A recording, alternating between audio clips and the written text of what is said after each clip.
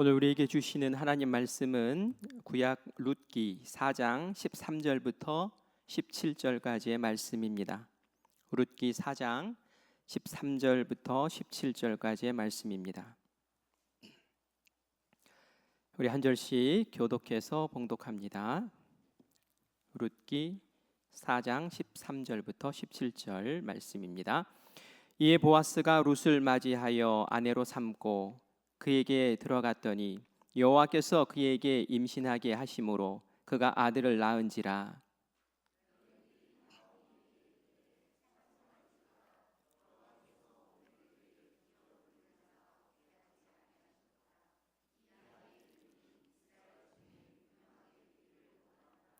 이는 내 생명의 회복자이며 내 노년의 봉양자라.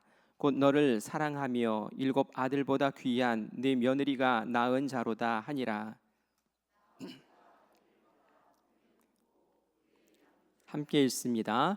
그의 여인들이 그에게 이름을 주되 나오미에게 아들이 낳았다 하여 그의 이름을 오벳이라 하였는데 그는 다윗의 아버지인 이새의 아버지였더라. 아멘. 아멘. 오늘도 주님 앞에 나온 우리 사랑하는 성도님들을 사랑하고 환영하고 축복합니다. 오늘 우리 신앙의 기본 원리 5번째 시간이에요. 오늘 제가 전하려고 하는 신앙의 기본 원리는 한 문장으로 정리하면은 이렇습니다. 하나님은 이웃을 살리는 선택을 하는 개인이나 공동체를 어떤 상황에서도 살려주십니다 라는 거예요. 다시 한번 얘기해 볼까요? 하나님은 같이 하실래요? 예, 하나님은 이웃을 살리는 선택을 하는 개인이나 공동체나 어떤 상황에서도 살려주십니다. 예, 개인이나 공동체를 어떤 상황에서 살려주십니다라는 얘기예요. 그래서 오늘 설교의 제목이 하나님은 살리는 자를 살리신다라는 그런 얘기고요. 5번째 신앙의 기본 원리로 제가 오늘 함께 나누려고 합니다. 이스라엘에 몇 지파가 있었습니까? 12지파가 있었어요. 그렇죠? 그런데 역사 속에 끝까지 살아남은 지파, 그래서 예수님의 그런 혈통을 이은, 계보를 이은 지파, 그리고 그 이후에도 계속 살아남은 지파는 유다 지파예요. 유다 지파. 이스라엘 백성들이 12지파가 있었는데 서로 나누어서 살았습니다. 위쪽 북왕국 쪽에는 10지파가 모여 살았고요. 또 아래 남유다라고 하는 아래 지방에는 유다 지파와 베냐민 지파가 이렇게 같이 살았죠. 그런데 이 북왕국 10지파는 아수르에게 멸망을 당하고 그리고 강제 이주를 당하기도 하고 그리고 혼혈 정책을 썼어요. 다른 데서 데리고 와가지고 같이 이제 섞어버린 거죠. 사마리아 사람 뭐 이런 사람들 그런 류에 속합니다. 이방 문화의 동화가 되고 역사 속에 흩어져 버리면서 거의 뭐 흔적을 찾기가 어려워졌어요. 그런데 반면에 남유다, 아까 얘기한 것처럼 유다 지파와 또 베냐민 지파가 같이 뭉쳐서 살았던 그것도 바벨론에게 멸망을 당했는데 이들도 포로로 잡혀갔어요. 그죠? 강제 이주를 당한 거죠. 그런데 이들은 그 안에서도 신앙을 잘 지키고 하나님을 끝까지 붙잡고 있다가 결국 하나님이 70년 후에 다시 귀환을 시키셔요. 그리고 이들은 끝까지 살아남아가지고 남은 자로서 신앙의 공동체를 꾸려요. 그래서 오늘날 우리는 그 사람들의 이름을 유다 지파에서 유래해서 유대인이라고 그렇게 얘기를 하고 지금도 살아 있죠. 지금 막 전쟁하는 중이잖아요. 미국하고 같이 편먹어서 이스라엘 사람들 그 유대인들이 그리고 세계 곳곳에서 쟁쟁하게 살아 역사하고 있지 않습니까? 그 유다 지파는 소멸되지 않고 사라지지 않고 온갖 박해와 어려움 속에서도 생명을 지키고 나라를 만들어서 그렇게 살아가고 있단 말이에요. 왜 하나님은 유다 지파를 그렇게 남기셨을까요? 오늘 이런 질문으로 말씀을 시작하려고 하는 거예요. 그리고 제가 결론적으로 말씀드리고 싶은 것은 이 유다 지파에는 아까도 제가 말씀드렸던 것처럼 살리려는 선택이 있었어요. 어떤 구원의 전통이 이들에게 있었기 때문에 그렇다라는 얘기예요. 이 유다 지파의 가장 우두머리, 이제 머리가 된 뿌리가 된 사람이 있다면 그 사람은 바로 요셉을 살려냈던 유다를 얘기합니다. 그리고 유다 지파의 그 계보를 쭉 살펴보면은 거기에는 갈렙이라는 사람도 유다 지파 사람이고요. 오늘 우리가 읽은 룻기에 보아스라는 사람이 나오는데 보아스도 유다 지파 사람이에요. 그래서 제가 유다 지파가 도대체 그 가문의 혈통 속에 어떤 살림의 역사들이 있었는지를 한번 살펴보면서 그래서 하나님이 이 지파를 이렇게 지키시고 살리시고 살펴주셨구나라는 것을 좀 말씀을 통해서 확인해 보려고 합니다. 인생은 우리가 큰 결단을 한다고 이루어지는 것이라기보다는 일상에 주어지는 소소한 선택들을 잘 할 때에 우리 인생이 아름답게 잘 가꿔지는 것 같아요. 그리고 그 작은 선택의 순간 가운데 우리가 어떤 선택을 하느냐에 따라 한 사람을 죽이기도 하고 한 사람을 살리기도 한다라는 것을 알아야 돼요.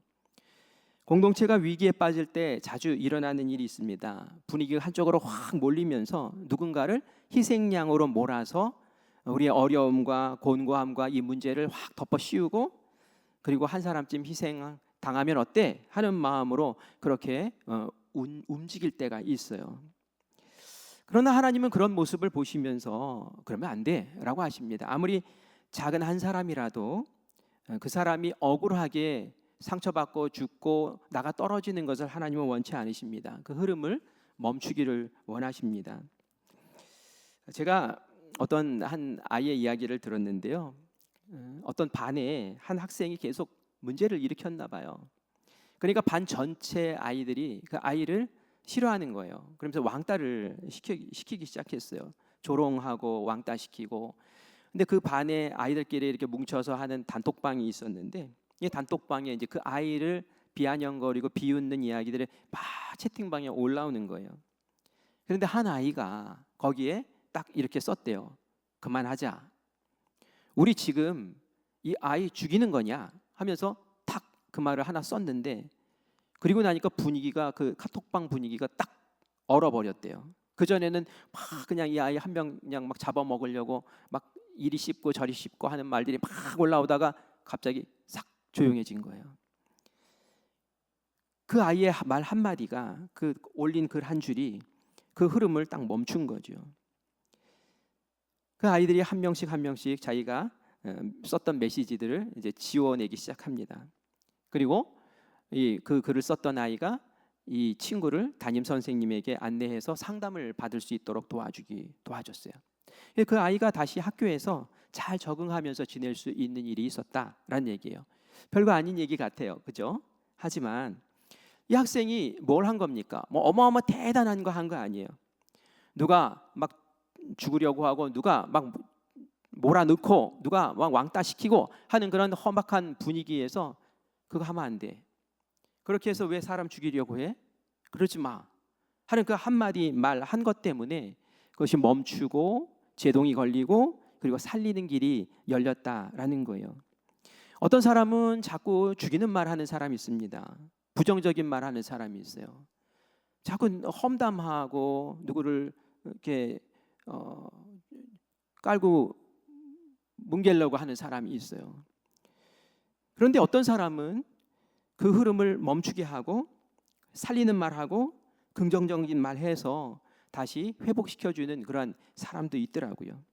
우리가 일상생활을 하면서 겪는 일들 아니겠습니까? 그런데 오늘 성경에 그런 비슷한 이야기가 나옵니다. 요셉의 형들이 요셉을 다 죽이려고 그래요. 그때 이 유다라는 사람이 그 흐름을 딱 끊는 일을 합니다. 아버지의 사랑을 독차지해 아주 오만하고 또 철없었던 이 요셉, 여러분들 잘 알잖아요. 그냥 색동옷 입고 그냥 자기 잘난 맛에 살고 이런 요셉이 있었잖아요. 근데 이 요셉이 형들에게 아주 미움을 받고 시기를 받으면서 형들이 아주 분노 속에서 막 폭발 직전으로 가면서 이 요셉 죽여야 된다고 난리를 칩니다. 없애버리자, 막 죽이자, 막 이런 분위기였죠. 집단이 분노를 일으키고 한 사람을 향해서 막 달려들면 말이죠. 이게 군중 심리가 있어서 그런지 그게 다 이렇게 막 쏠려서 가요. 이성은 사라지고 죄의 방향으로 공동체가 막 움직입니다. 이때에 유다가 딱 나서서 얘기를 하죠. 우리 창세기 37장 26절, 27절 말씀을 같이 읽겠습니다. 유다가 자기 형제에게 이르되 우리가 우리 동생을 죽이고 그의 피를 덮어둔들 무엇이 유익할까? 자, 그를 이스마엘 사람들에게 팔고 그에게 우리 손을 대지 말자. 그는 우리의 동생이요 우리의 혈육이니라 하매 그의 형제들이 청종하였더라. 아멘. 그렇게 분위기가 막 죽이자 하는 분위기로 막 갔죠. 구덩이에 요셉을 집어넣고 그리고 나서는 이거 풀어주면 집에 가서 아버지에게 다 고자질 할 거고 차라리 깨끗하게 그냥 죽여버리자 하는 쪽으로 막 분위기가 몰려가고 있었는데 이때 유다가 딱 나서가지고 얘기하죠. 죽여서 뭐 하겠냐, 죽이지 말자, 손대지 말자. 그 우리 동생이잖아. 우리 동생은 어떻게 우리 손에 피를 묻히면서 죽일 수 있니? 그러지 말자 하면서 유다가 그 흐름을 딱 막아섭니다. 정지시킨 거예요.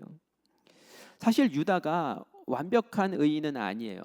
사실 더 온전히 하려면은 유다 집으로 요셉 집으로 보내자 이렇게 했어야 되죠. 사실은 요셉 아버지에게 돌려 보내자 하면서 그렇게 했어야 되는데 그 상황에서 이 유다가 할 수 있는 이 죽음을 막고 이 최악을 막고 그래서 차선 책이라도 이 동생 살릴 수 있는 방법이 뭘까 골똘히 생각하다가 할 수 있었던 방법은 그래도 무역상에게 노예로 팔자라는 것이었죠. 그래야지 생명을 구할 수 있으니까. 그런데 하나님은 이 유다의 모습을 그때 주의 깊게 보셨어요. 네가 모두 다 죽이자고 하는데 너는 살리자고 말하는구나. 모두 죽이자고 목소리를 높이는데 너는 어떻게 해서든지 살리려고 생명을 살리려고 애를 썼구나 하는 것을 주목하셨다라는 얘기예요. 하나님은 이 유다를 통해서 악으로 막 질주하는 이 공동체를 멈춰 세우셨고 그리고 한 사람의 마음을 붙드셔서 생명을 살리는 그런 현장으로 만들고 이 요셉을 나중에 이집트의 총리로 세우시는 것을 우리가 보게 됩니다. 우리도 이런 비슷한 자리에 설 때가 종종 있습니다. 가정에서 그런 일이 있을 수 있어요. 누군가 실수를 했을 때 모두가 막 너 왜 그렇게 했느냐고 막 이렇게 몰아붙일 때 그런 분위기가 있을 때가 있잖아요. 직장에서 누군가 잘못했어요. 그러면 다 거기다 책임을 떠넘기고 희생양 찾는 분위기에서 막 살벌한 그런 분위기로 돌아갈 때도 있어요. 교회 안에서는 어떨까요? 교회에서 누군가 연약하면 저 사람은 왜 저래 하면서 낙인 찍고 하는 그런 몰아붙이는 분위기가 있으면 안 되겠죠. 만약에 그런 모습, 그런 상황 속에 우리가 있다면 우리 뭘 해야 합니까? 이때 유다처럼 손대지 마라. 우리는 그와 한 형제야. 주님이 저를 사랑하시는 영혼이야 하면서 우리가 유다 같은 태도를 보여야 될 줄 믿습니다. 제가 TV 보다 보니까 요즘 여자 그 국가대표 과거에 했던 사람들이 운동을 야구를 하더라고요. 야구를 혹시 보셨나요? 저만 봤군요. 누가 근데 하다가 잘 못했어요. 이 사람이 잘했으면은 점수도 내고 막 또 이길 수도 있고 분위기도 막 좋아졌을 텐데 못했어요.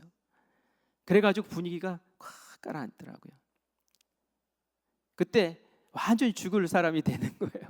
본인도 그냥 모자 이렇게 푹 뒤집어 쓰고 이제 나 때문에 이러고 있는데 그런데 한 사람이 가서 다독다독하면서 괜찮아, 최선을 다했어, 잘한 거야 하면서 살려주는 사람이 있더라고요. 살려주는 사람이.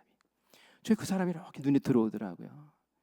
다 져서 슬퍼해야 될 상황인데 한 사람 정말 죽을 사람 만들지 않고 그 사람 살려내는 그 모습을 보니까 참 이쁘더라고요. 유다가 그 말을 한 사람입니다. 하나님은 살리는 말을 한 사람을 쓰시죠. 살리는 말은 죄를 덮어주자는 게 아니에요. 죄의 흐름을 멈추고 회복의 길을 열어주자는 거예요. 이것이 우리가 오늘 이제 붙잡아야 될 다섯 번째 신앙의 기본 원리다라는 얘기입니다. 하나님은 생명을 살리는 선택을 귀하게 여기십니다. 그리고 그 생명을 살리는 그 선택은 개인적인 어떤 삶의 차원을 떠나서 또 가문과 공동체의 영성을 만들어요. 우리 가문의 어떤 가훈이라는 게 있잖아요. 어떤 쫙 내려가는 어떤 그런 흐름이 있잖아요. 중요한 가치가 있잖아요. 그런데 유다 가문에는 그게 흐르는 거예요. 유다를부터 시작해서 살리자, 생명을 살리자, 살려야 된다, 이런 그런 흐름이 쫙 있기 때문에 하나님이 그 가문을 쓰시고 그 가문을 통해서 역사하시고 그 가문이 망하지 않도록 끝까지 돌보주시는 은혜를 주십니다. 그게 신앙의 기본 원리 가운데 우리가 꼭 알고 우리가 붙잡아야 될 진리라는 거죠.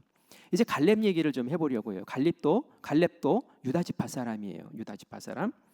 여호수아 시대에 가나안 땅을 막 정복을 하고 여기 이제 땅을 점점 넓혀가고 있는데 한 곳을 점령을 못 하겠는 거예요. 그곳이 어디였냐면 헤브론이었습니다. 어려웠어요. 가장 견고한 땅이었어요. 이 마지막 남은 영토 가운데 한 곳이었는데 이거 산지였고 또 그냥 강한 사람들이 있어가지고 이거 정복하기 너무 어려운 거예요. 그래서 다들 막 주저앉고 포기하고 이제 안 되겠다, 여기까지인가 보다라고 하는 그때에 갈렙이 말하죠. 우리 여호수아 14장 12절 말씀을 같이 읽겠습니다. 그날에 여호와께서 말씀하신 이 산지를 지금 내게 주소서.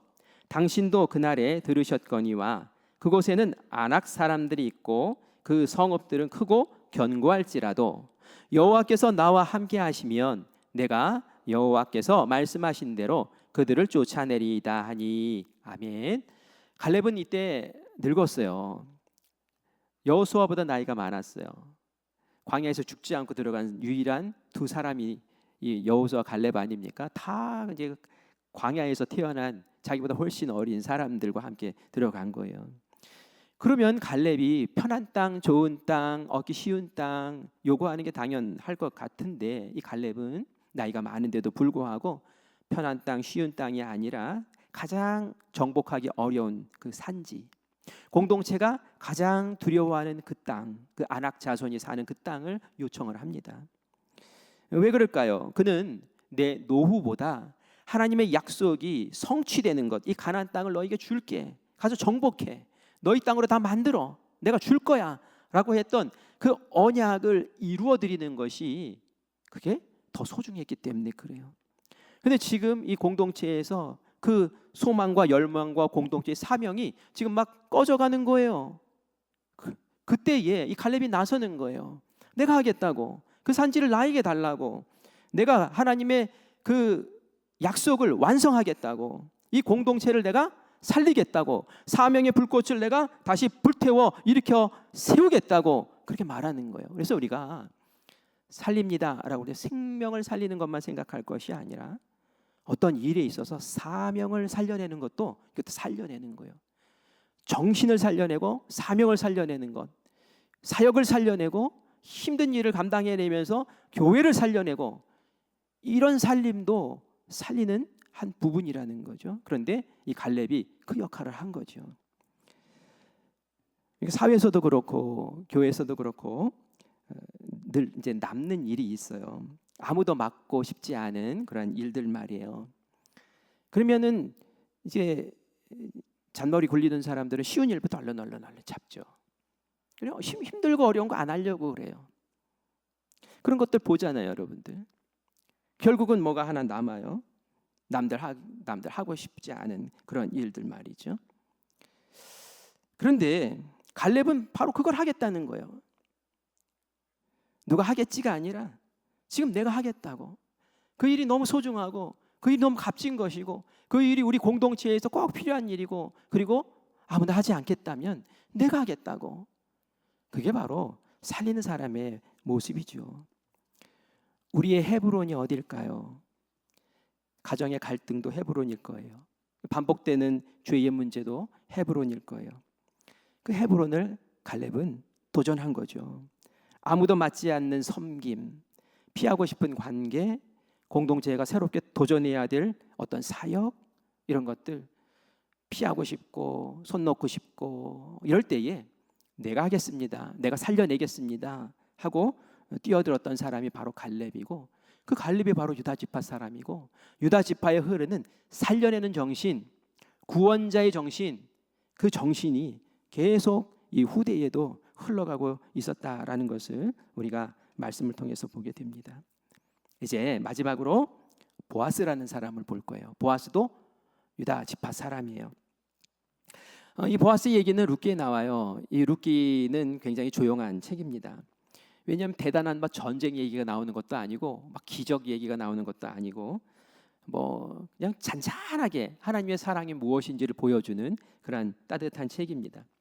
근데 룻기의 배경이 이런 것이죠. 베들레헴에 흉년이 들었어요. 근데 그 안에 살고 있었던 베들레헴에 살고 있었던 엘리멜렉이라는 사람이 가족들을 데리고 그 옆에 있는 모압이라는 땅으로 이주를 가죠. 우리 거기 가서 좀 잘 살아보자 하고 갔는데 이게 웬걸? 엘리멜렉도 죽고요, 두 아들도 죽어요. 결혼하고 나서 죽었어요. 그런데 이제 첫째 며느리는 집으로 돌아가고 이 둘째 며느리는 미망인이 되었는데 그 모압 땅 그 모압 여자가 그냥 집으로 안 돌아가고 어머니 모시겠다고 어머니 붙어 있는 거예요. 룻이라는 나옴이라는 어머니와 이 룻이라는 여자가 같이 남았어요. 그 당시에 과부 둘이서 생계를 유지한다는 너무너무 힘든 거죠. 남자들 다 죽어버리고. 그래서 어떻게 합니까? 소문을 들어보니까 베들레헴에 풍작이 왔대요. 풍년이 됐대요. 그러니까 여기서 우리끼리 이러다가 굶어 죽느니 베들레헴 가가지고 우리 좀 어떻게 먹을 거라도 챙겨보자 하고 둘이서 이제 부끄러운 마음으로 가게 됩니다. 갔을 때 가장 약한 자였죠. 그리고 내일 먹을 양식을 걱정해야 될 그런 상황이었어요. 그런데 이때 한 사람이 구원자처럼 나옵니다. 그 사람이 누굽니까? 바로 유다 지파 베들레헴 사람 보아스라는 사람이에요. 유다 지파 사람이에요. 유다 지파 사람들에는 그 구원의 어떤 전통이 있는 것 같아요. 이 사람은 일상 속에서 약한 자를 이렇게 살펴보는 따뜻한 눈을 가진 사람이었어요. 보아스는 약한 사람을 무시하지 않았어요. 룻 당시의 그 사회도 없는 사람 취급하지 않았습니다. 그런데 뭐 이방에서 온 과부 그들의 눈에 들어올 사람이 아니에요. 근데 보아스는 룻을 잘 알아봅니다. 그리고 룻을 불러서 이렇게 얘기해요. 내 딸아, 다른 밭에서 줍지 말고. 근데 이삭을 주었단 말이에요. 다 추수하고 나서 떨어진 이삭 주어가지고 그거 으깨가지고 그걸로 이제 밥해 먹고 그러는 상황이었는데 다른 밭에 가서 이삭 줍지 말고 우리 내 밭에 와서 이삭 주어라 하면서 특별히 마음을 써주고 그를 돌봐줍니다. 이건 그냥 뭐 친절을 베푸는 정도가 아니라 보호해 줍니다. 보호해 줘요. 종에게 명령을 합니다. 룻이 와서 우리 밭에 와서 이삭 주울 때 어떤 남자 녀석들이 건드리지 못하게 찝쩍거리지 못하게 네가 보호를 잘 해줘라 하면서 그렇게 당부도 하고요. 그리고 이삭 좀 많이 흘리래요. 막 많이 줍게 막 흘리면서 다녀 이러면서 그렇게 은밀하게 배려를 하는 것을 보게 됩니다. 이렇게 챙겨줘요. 그래 정말 결정적인 것은 뭐냐 하면은 이 보아스가 고엘이 되어서 그 나오미 가문의 대를 잇게 해주는 일을 하더라라는 거예요. 이 고엘이라는 것이 뭐냐면은 오늘 성경 말씀에서는 기업 물을 자 이런 표현으로 나왔거든요. 기업을 물어준다라는 얘기인데요.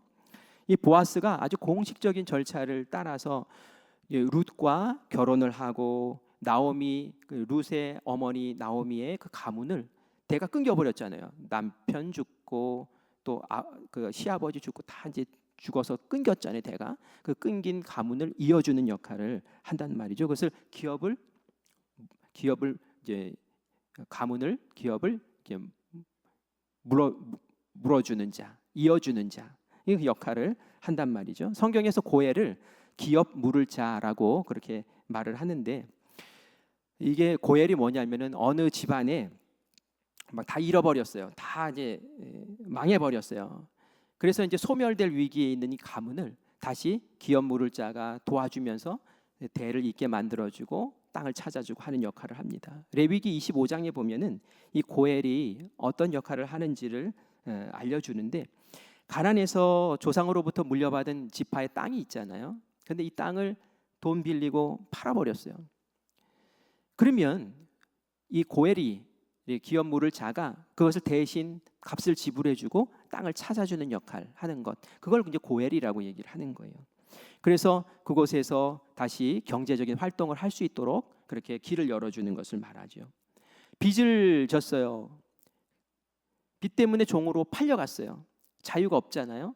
그런데 이 종으로 팔려간 사람을 위해서 고엘이 그 돈을 지불해주고, 이 친척되는 사람이 지불해주고, 그리고 나서는 그를 데리고 와서 자유를 얻게 해주는 것, 이것도 레위기 25장에 나오는 고엘이 하는 일이라고 그렇게 표현을 하고 있습니다. 그리고 어떤 친족이 억울하게 살인을 당했어요. 그래서 누가 나서서 해줄 사람이 없어요. 이 친척이 나서서, 이 고엘이 나서서 그를 대신해서 공의를 세우고 이 가문의 명예를 지켜주는 것, 이것도 레위기에 나와 있는 그러한 고엘의 한 모습입니다. 그런데 이 보아스는 무슨 역할을 했냐면, 이 가문에 남자가 없어서 대가 이제 끊겨버렸잖아요. 그냥 여자들끼리 살다가 끝나면 이 가문은 사라져 버리는 거예요.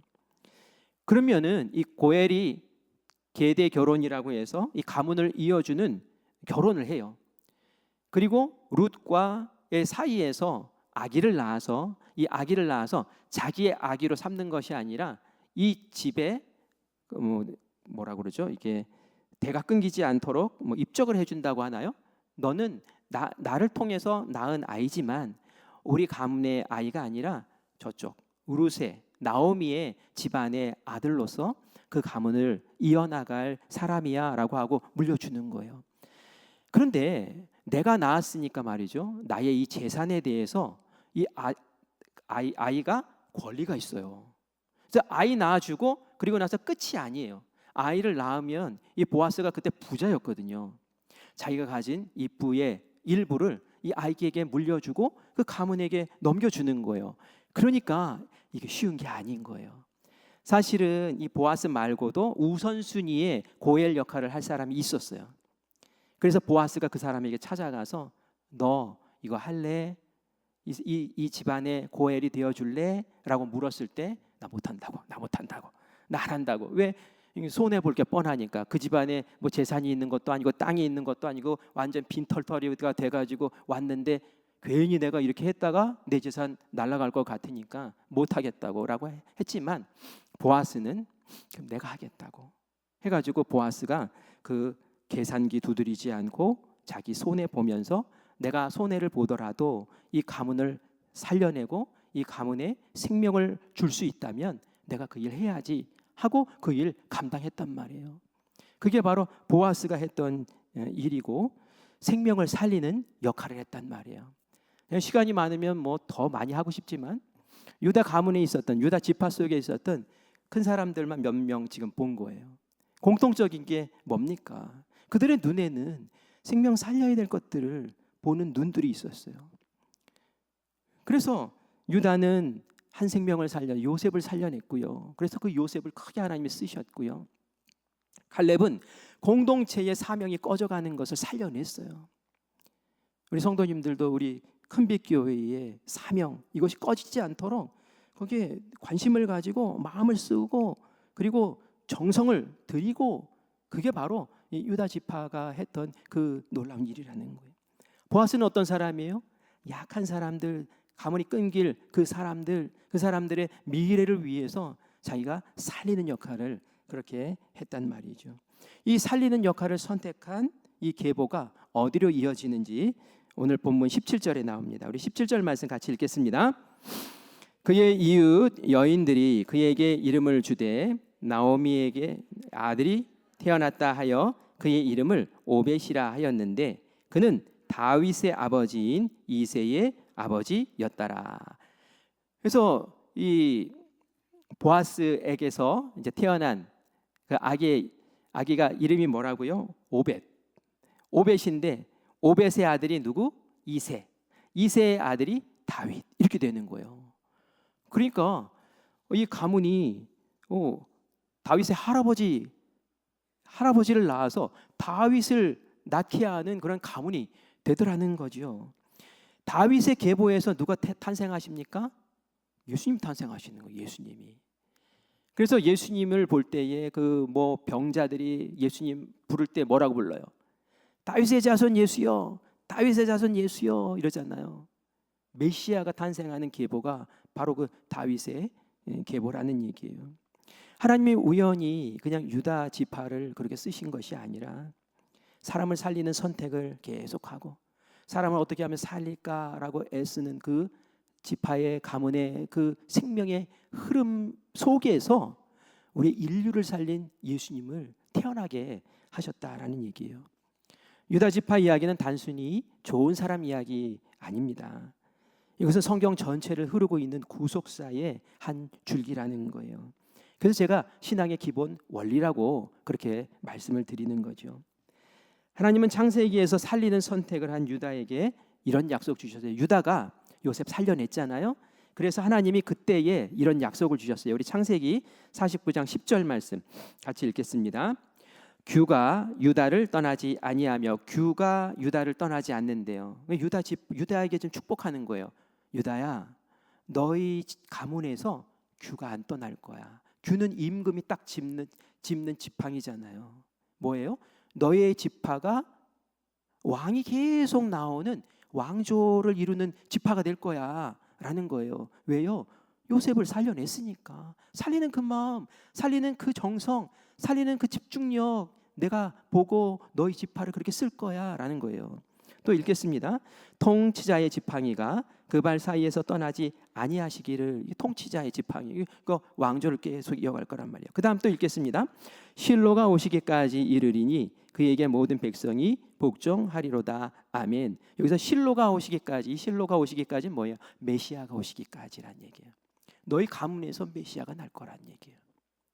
유다가 살리는 일을 했을 때에 하나님께서 그 유다 가문에 이러한 복을 심어 놓으셨고, 유다 지파에서는 계속 그런 일이 벌어졌고, 그렇게 살리는 일을 감당했던 유다 지파는 다른 지파가 다 소멸되고 다른 지파가 다 역사 속에 흩어져 버렸지만, 유다 지파는 어떤 상황, 어떤 여건, 어떤 악조건 속에서도 하나님께서 그 생명을 지키시고 돌보시고 지금 이때까지 오게 되었다라는 것을 우리가 보게 되죠. 진짜 고멜, 우리 고멜 얘기를 했는데 진짜 고멜이 누굽니까? 바로 예수님이죠. 예수님은 우리의 상한 것을 다 회복시켜 주셨어요. 죄로 인해서 하나님과 단절됐던 것 예수님이 회복시켜 주셨어요. 상처로 인해서 잃어버렸던 정체성, 우리의 소망 다 회복시켜 주셨어요. 죽음으로 빼앗겼던 천국, 그것도 다 회복시켜 주셨어요. 그런데 어떻게 회복시켜 주셨습니까? 예수님이 십자가에서 당신의 생명을 내어주심으로. 우리가 생명을 살리는 일은 말이죠, 쉬운 일이 아니에요. 나의 것을 희생할 때 일어나는 일이에요. 보아스도 내 것을 희생했잖아요. 갈렙도 자기가 늙었고 권세를 부릴 수 있는 그런 역할이었지만, 지위였지만 자기의 그것을 내려놓고 자기가 가장 낮은 곳에서 그렇게 도전하지 않습니까? 예수님께서 우리에게 생명 지불하셔서 고엘이 되셔서 우리에게 천국을 회복시키시고 하나님과의 관계를 회복시키시고 또 영생을 회복시켜 주신 줄 믿습니다. 그 예수님이 우리에게 물으세요. 뭐라고 물으실까요? 너는 살리는 사람이 되겠느냐? 네 말로, 네 용서로, 네 섬김으로, 네 기도로 이웃을 살리겠느냐? 하고 물으셔요. 여러분은 그러면 어떻게 대답하시겠습니까? 한번 해보세요. 아멘. 주님, 저를 살리는 사람으로 쓰시옵소서. 교회를 살리고 가정을 살리고 한 영혼을 살리는 사람이 되게 하여 주시옵소서. 바로 오늘 이 밤에 그렇게 고백하면 또 우리 안에 하나님께서 유다에게 주셨던 그 놀라운 그 축복을 우리에게도 허락하여 주실 줄 믿습니다. 신앙의 기본 원리 5번째 이야기였어요. 우리 교회의 주보 1번 같이 읽읍시다 하는 게 있죠. 그게 뭐죠? 같이 해볼까요? 시작. 생명을 살리고 삶을 풍성하게 하는 교회. 생명을 살리고, 우리가 그것을 무슨 주문하듯이 하는 게 아니에요. 사실은. 그렇죠? 생명을 살리고 예수님이 생명을 살리기 위해서 오셨던 것처럼 우리도 생명을 살리고, 그것을 할 줄 알면 우리의 삶에도 유다 가문에 주셨던 그 지파에 주셨던 놀라운 그러한 은혜와 복이 우리 가운데 넘쳐날 줄 믿습니다. 우리 모두 그런 은혜의 백성들로 세움 받기를 간절히 축원합니다. 아멘. 우리 함께 찬양